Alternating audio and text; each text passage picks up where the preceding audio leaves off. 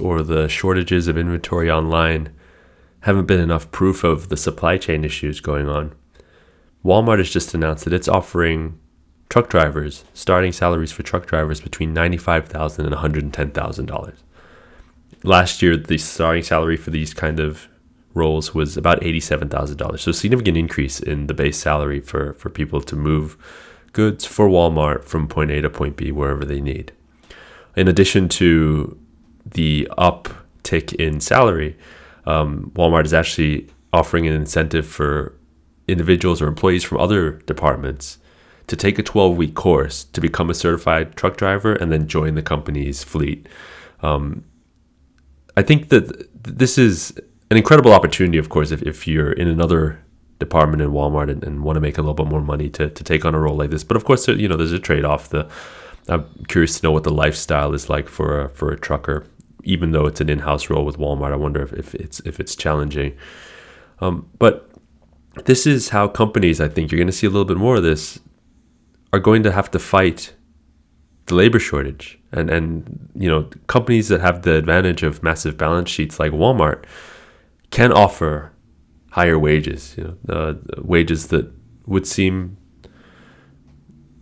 completely disproportional to kind of the kind of work. But it's what's necessary nowadays to get talent into the roles that you need to keep running your business. And I think, as we saw at kind of the start of the pandemic with certain roles being deemed essential and non-essential, society functions on some of these jobs. They're a little bit underappreciated sometimes. And I think companies too function on these jobs that sometimes are a little bit underappreciated. So the $110,000 salary is excellent for individuals working in that space.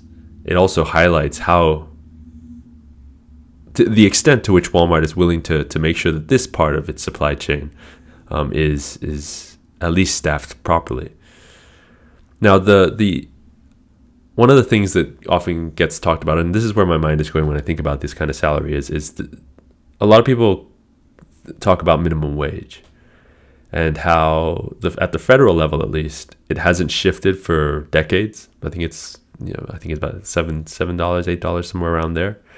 And there's always this shift to move wages or minimum wage up to 15, 16, whatever the number needs to be.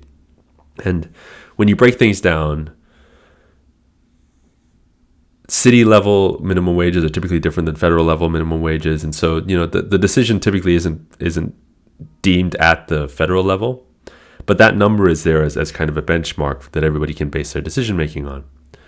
And the reason why it hasn't moved is that there's a concept called incidence in economics. And it's the idea that you can raise prices, right, with a tax, with certain things, and typically who ends up eating the cost of that increase in price isn't always the person that you think it's going to be. And so the same thing is true when you see Walmart moving salaries like this. Consider the greater economy right now and consumers and all these kinds of things. And just put simply, Walmart is not going to be eating the cost of this increase in revenue or increase in salaries. It'll probably fall on the consumer. And so we're going to celebrate on the one hand that people are getting higher wages, and it'll seem like a great tactic on Walmart's side to be able to fill the gap in the labor shortage, if there is one in that space. And then consumers will be the ones who pay the price for this kind of thing. And if you extrapolate out long enough, consumers will probably bear the brunt of this kind of tactic over the long term too. Think of your own life. Think of your own circumstances. If someone gave you a 25% raise today, regardless of the reason, in response to a labor shortage, because your kind of labor is scarce, whatever the reason, 7-8 months down the road, if all of a sudden a ton of people pour into your space and you're no longer a scarce resource, would you be willing to give up your 25% raise? Would you be willing to go back down to the old salary? We've also got to think about this too from when we look at the salaries being shifted around in response to the labor markets. The idea that now this becomes the base. $110,000, for example, the base for this kind of a role at Walmart is then hard for Walmart to come off of in at a later date. So, the cost of doing this goes down to the consumer, and then the consumer probably has to bear that now going into infinity, maybe something like that. So it's always great to see people get paid more money. That's a great thing. But it's also important when you see things like this to understand that the incidence, who the costs fall on, is typically not going to get completely absorbed by who you think it's going to be. Most people will probably think, oh, Walmart's probably going to take a hit to profits. They might, but if they were going to take a $1 hit to profits, for example, they're not taking that entire $1. It's important to understand that as consumers, we're going to take some percentage of that hit too. 50 cents, 60 cents, who knows? But there's going to be a hit. And so now we look, if you extrapolate again out to the greater economy, in response to all these things, inflation,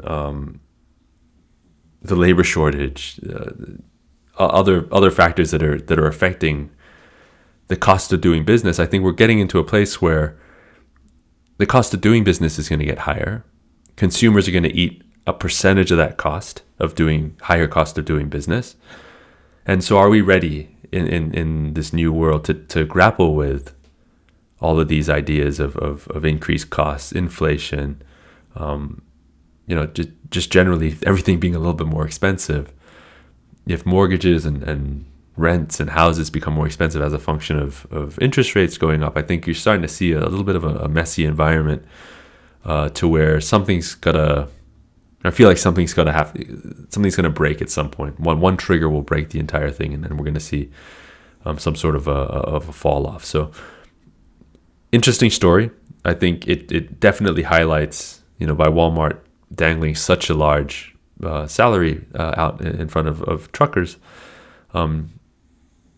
the extent to which the labor shortage is affecting companies. I think it also indicates how companies with great balance sheets are going to be able to weather this a little bit harder, a little bit better than smaller companies, because smaller companies aren't going to be able to jump up wages 25% in response to this kind of stuff, a shortage. Who then eats that cost, I think, is important to consider, and then what that means in the long term for the economy as well.